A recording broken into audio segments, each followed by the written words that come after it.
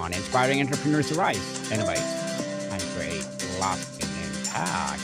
And today I have my special guests. They are the president and founders of Puptqe, no other than Miss Courtney and Mr. Slava.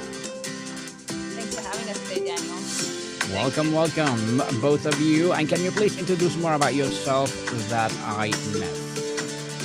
Yes, so I'm Courtney. I'm the president and co-founder of Puptqe, and I am happy to be here today. I am also in the background of the marketing, and so I do the marketing aspect for Puptqe as well.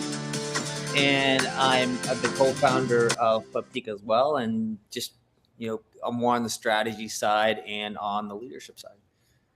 Yes, and thank you so much for sharing your knowledge and wisdom to the world through Puptqe. Thank you, thank you, thank you. And today, let's talk about being the president and founders of Puptqe. So tell us, the entire Puptqe story begins with a Chomp, your dog who playtained in a hospital and was revived. Can you take us back at that moment? What was going through your mind when you thought you lost him, and how did the experience plant first seed that would become Puptqe? Well, it was definitely a scary moment. This happened now over 3 years ago, but our dog got really sick and we had no idea what was happening to him. So we took him to multiple vets and urgent cares, emergencies. And finally, he was at the hospital and he had completely flatlined. He was revived, but that inspired us to start something. And it realized that special bond and impact that dogs have in our lives, just as much as we have in their lives. And that's how Puptqe came to life. So if it wasn't for our dog, we wouldn't be here talking to you today about how dogs have changed us and how many dogs throughout the world are changing the lives of others as well. Wow, thank you for that, dog, indeed. Thank you for that, Pat. And Mr. Slava, what is your version as being a co-founder? Yeah, I think this is a very unique opportunity now as we have officially entered into the era of entertainment and media, and traditional retail and restaurant and the influencer marketplace is completely dying or dead, where people want more creativity, where people want to be more connected to one another and through platforms, or what we have is Puptqe, a physical store and an online store where they could be part of something different in a community. In that community, we happen to have memberships to connect people one another worldwide and tell their stories. And that's really, it's been fun, but it's a different, unique approach to taking retail and making it a media store.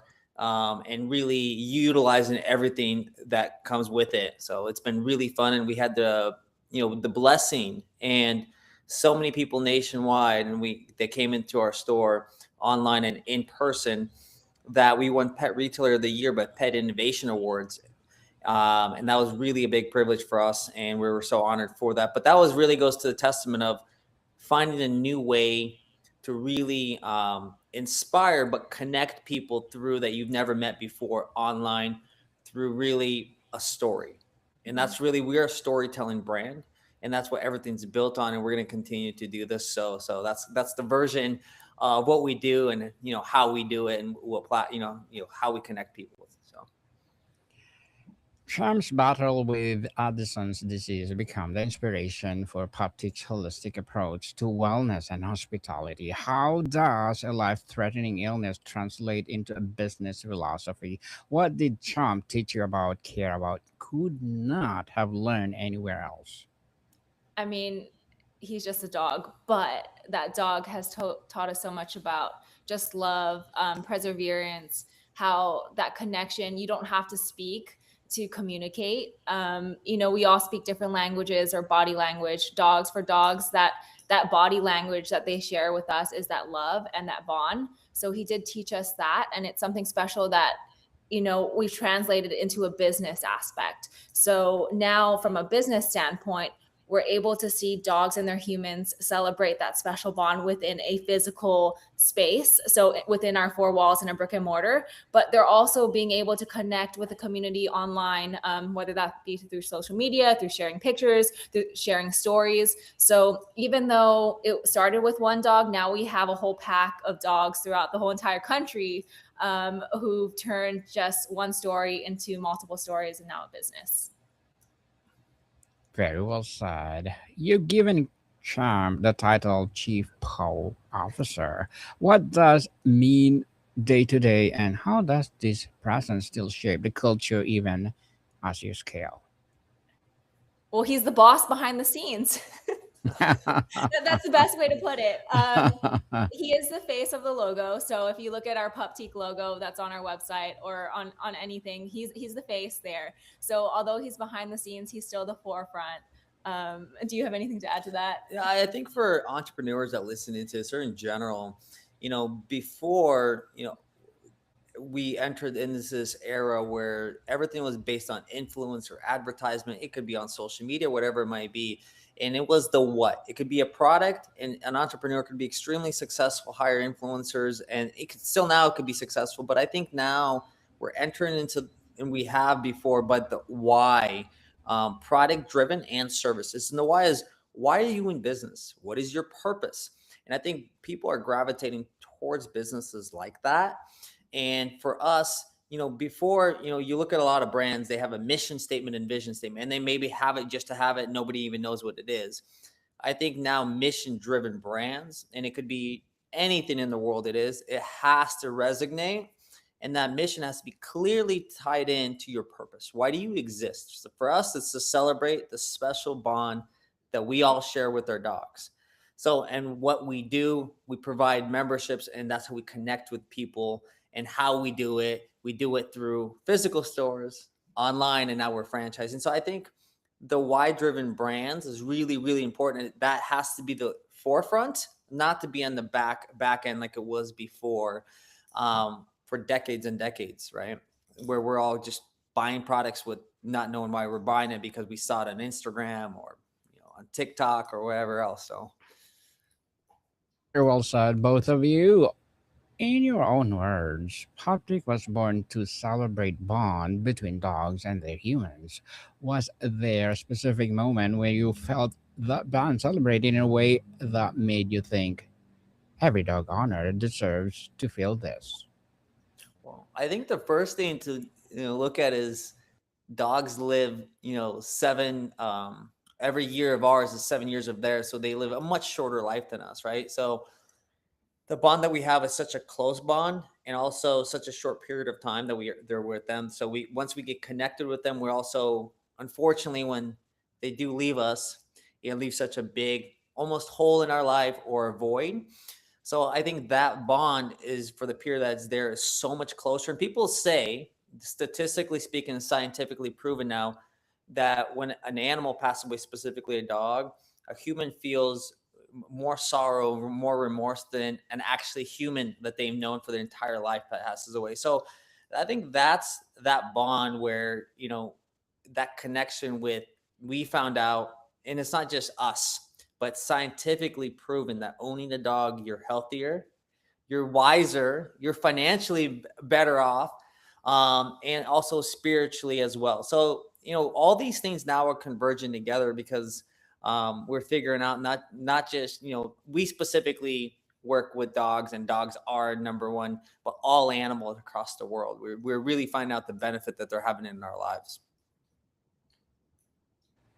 You've described Puptqe as more than a store. It's an experience. Walk us through what a first-time visitors encounters when they walk through your doors. What do you want them to feel before they buy anything?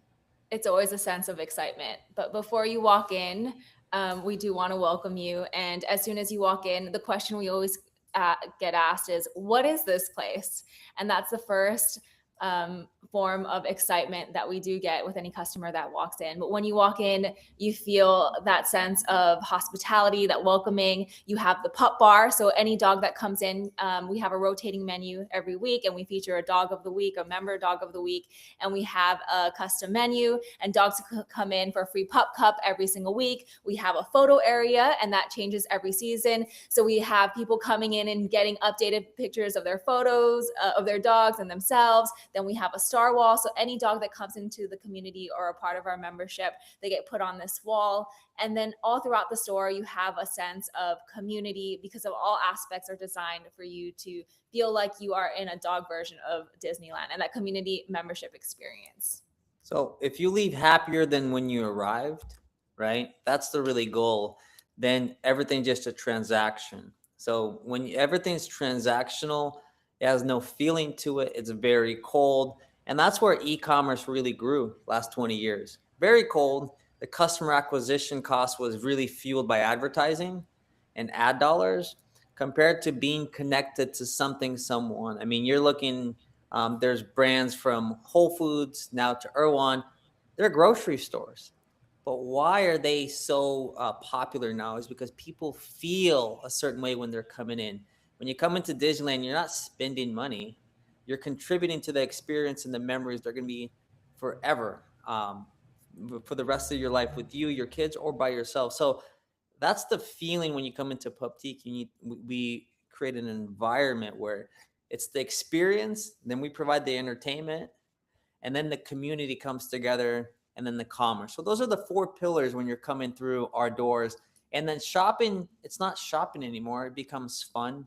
It becomes exciting, and it doesn't become mandatory, or it feels like it's a chore. It's built into the experience. And that's what makes it really special and really fun. Truly, truly fun. You have trained every team member to deliver world class service rooted in empathy and thoughtfulness. How do you train empathy, and how does that look like in a practice when a customer walks in? Well, I think when it comes to empathy, it's, you could be motivated, you could be excited to come into work.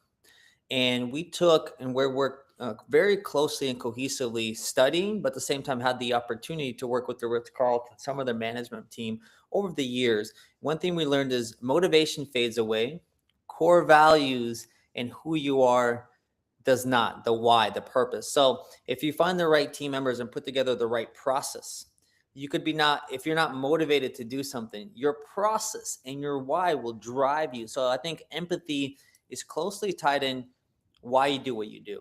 And you have to always, that has to be rehearsed almost every single time. And that's the biggest driver for us is, driving with our why first on the forefront. And that organically, you could call it empathy, you could call it hospitality, you could call it customer service. It could be all blended together.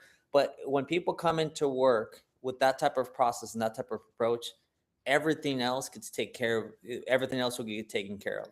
I think what's so great is that all of our employees are dog lovers, but also dog owners. So they are able to have their own stories about what they've experienced with their dog or the stories that they've had with other dogs that they've met in the community. And that translates to all the relationships that they've built in store, which is, I think, is really important. And it's a part of the hospitality aspect, but it's a part of that being able to connect with someone when they come in and sharing that special bond, not only with their dog, but sharing those stories with each other that make people laugh, make people cry, but also bring people together. So I think that's the best part of it all.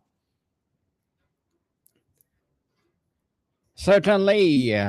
So, one of the reviewers said true dog lovers are employed there and it shows. How do you hire for that? Can you teach someone to be a dog lover, or do you only hire people who already are?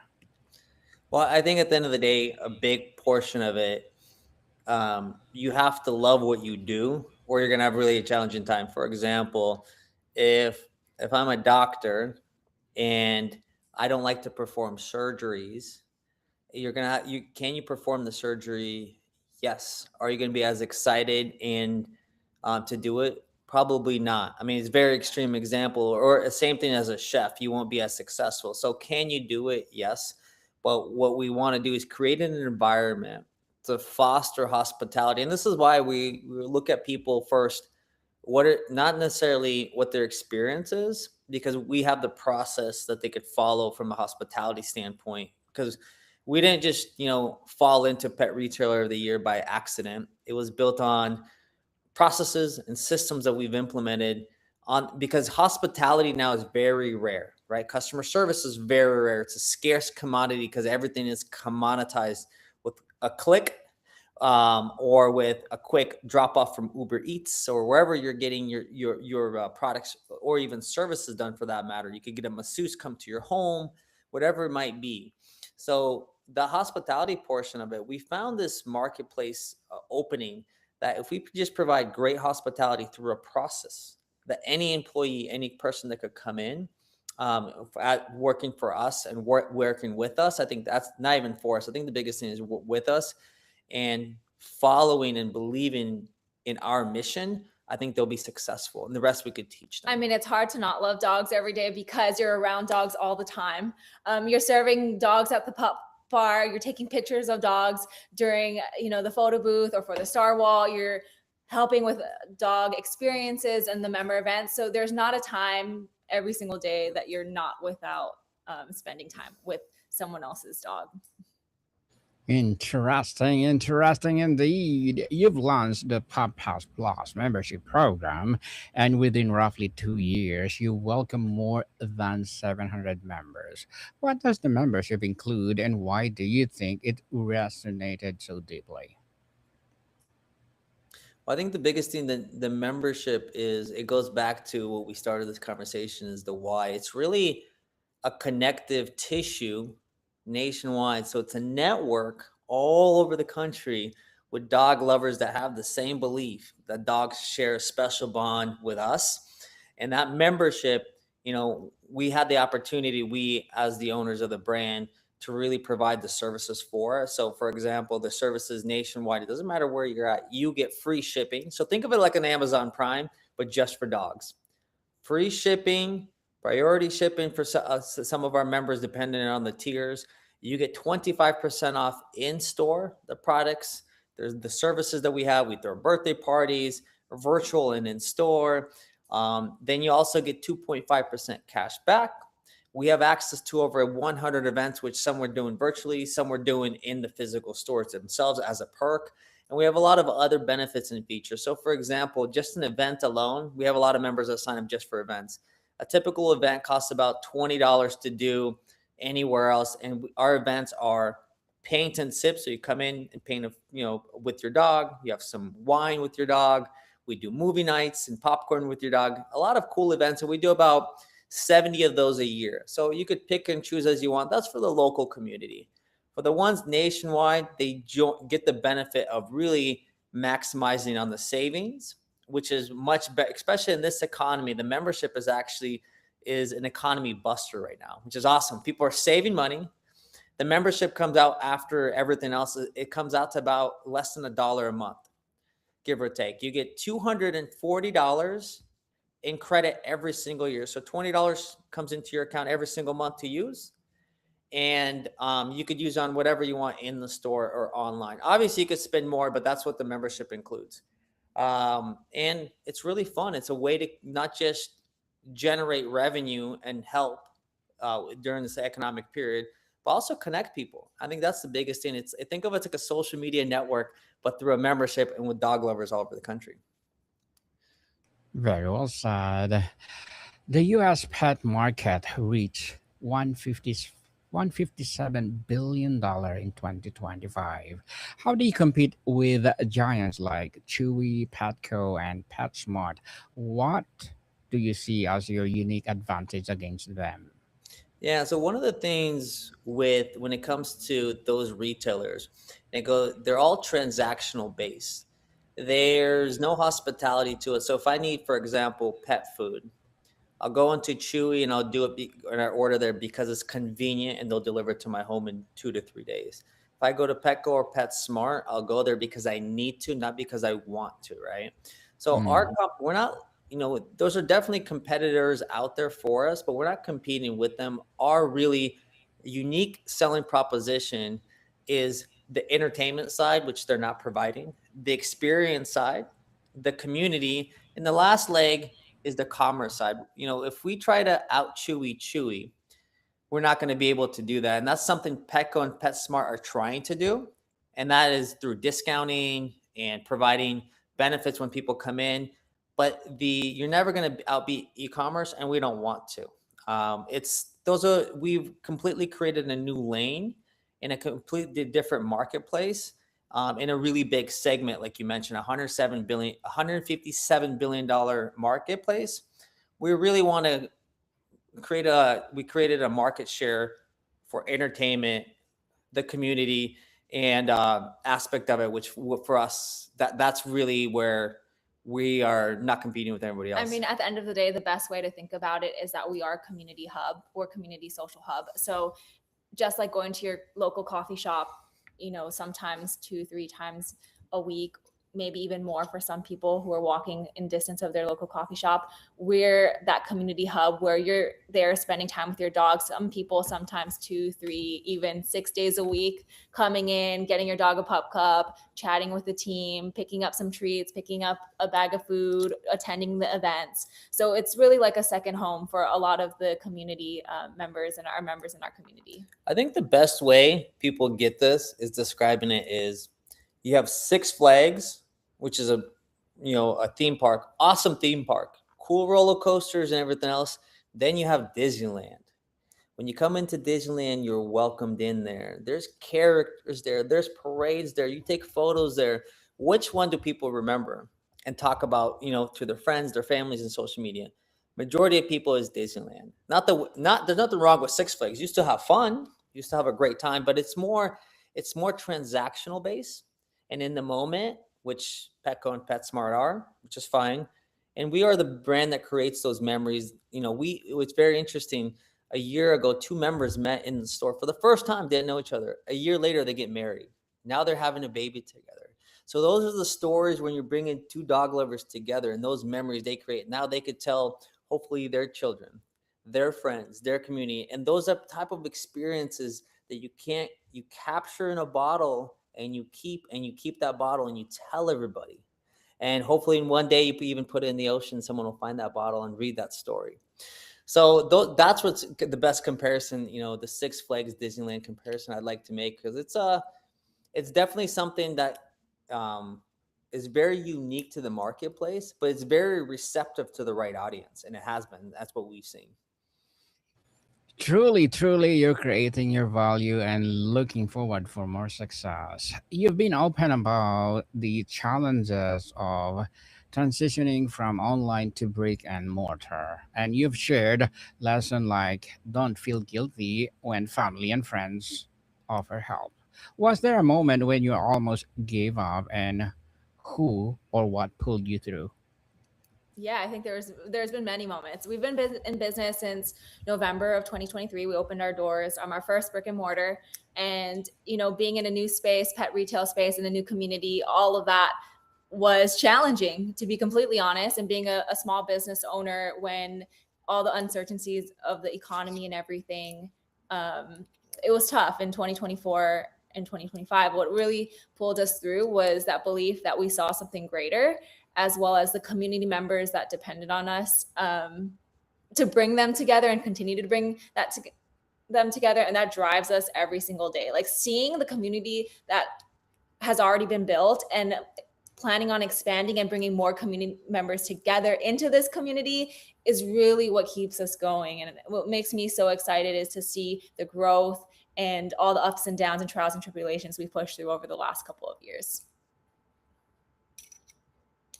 So, before we wrap up our discussion for today, I'm inviting you to please do listen to my other podcast, people, because my abstract essay is already in 6th season, abstract poetry in 3rd season, and of course, my book 101 review in 6th season too, a comedy 101 4th season, and of course, my food 101 in 6th season as well, geography 101, love letters, movie 101 review, music 101 our 5th season, science 101, sex 101 in its Fourth season, ML Baby Podcast, Trivia 101, Spiritual Awakening 101, Motivation 101, Law 101, Entrepreneurship 101, Coaching 101, and of course, my Bible verses 101. Please listen to them wherever you listen your podcast. So, in September 2024, you celebrating crossing 500 members and reflected on 1 year since opening the Promenade Mall. What was harder than you expected about the first year, and what was easier? Well, I think everything is hard, relatively speaking, especially looking back. I think the main thing is what this discussion started is if you know why you're in business, I think it's much easier to keep moving forward, not what you do and how you do it. So I think looking at that, understanding that, I think everything else will take care of itself. You're gonna every entrepreneur on this podcast and yourself, you're gonna go through ups and downs, peaks and valleys. So I think at the end of the day, from the very beginning, if you believe that you're doing something unique and different, and you're driven by your why, you could get through anything. So I think that's the main thing. I think it's just going back to it. It's very unsexy to do that when things are challenging, and you could look around and you have Petco, PetSmart, everybody else doing the discount and everything else. If you say true, it's like, look, we're not a retail store. We're an entertainment and experience brand, and we created an entire category. And can it be replicated? 1,000%, and we want it to be. It's the biggest flattery, but at the same time that we know we're on the right path to really change lives. If you help enough people get what they want, you're going to get everything that you want and more. So I think that's the main takeaway from that. It's everything's challenging that's worthwhile doing. Very well said. So, can you please invite our listeners to support your business, your advocacy, or whatever projects that you're doing right now? Yes. So one, you can follow us on social media and get all the updates at PUP_TQE. And we are franchising. So we just started franchising across the country. So that's something to be on the lookout for. And you could reach out to us at Courtney@Puptqe.com or Slava@Puptqe.com as well. Yep. And just visit us on the website, PUPTQE, like queen.com. And you can find everything. And you can do a virtual tour of the store live to see it. And you can look and tour around yourself. You could sign up for the membership. You could look at the blogs. You could look at the events that are coming up. And we look forward to seeing you guys in the store or online. Yes, people, let's support Miss Courtney and Mr. Slava, because if you support them, for sure, more and more empowering business like this to rise. I have one more question before I will let you go. Puptqe was just named Pet Retailer of the Year in 2025, Pet Innovation Awards. When you look at what you built, from Champ's Hospital bed to this moment, what do you feel most proud of, and what the next mountain you have already climbed? Well, I think the most thing to be proud of is creating a category that never existed in such, like you mentioned, in a $157 billion market space, and it growing at 10% a year. We're creating our own voice, our own path in that space, and to be extremely successful in that. And for us moving forward, we're going to plant our flag in 700 markets in the United States in the next 6 years through using the vehicle of franchising, and bring other operators in to do the same and teach them the same model. And that's what's really exciting, is creating a new, completely undiscovered, it was always there, a space in our own pathway in such a very fragmented and competitive space. Congratulations, and looking forward for more success for both of you. Hoping for more and more wild business like this to come. So Thanks. Thank you. Thanks, Daniel. thank you so much for your time. Motica people, see you soon.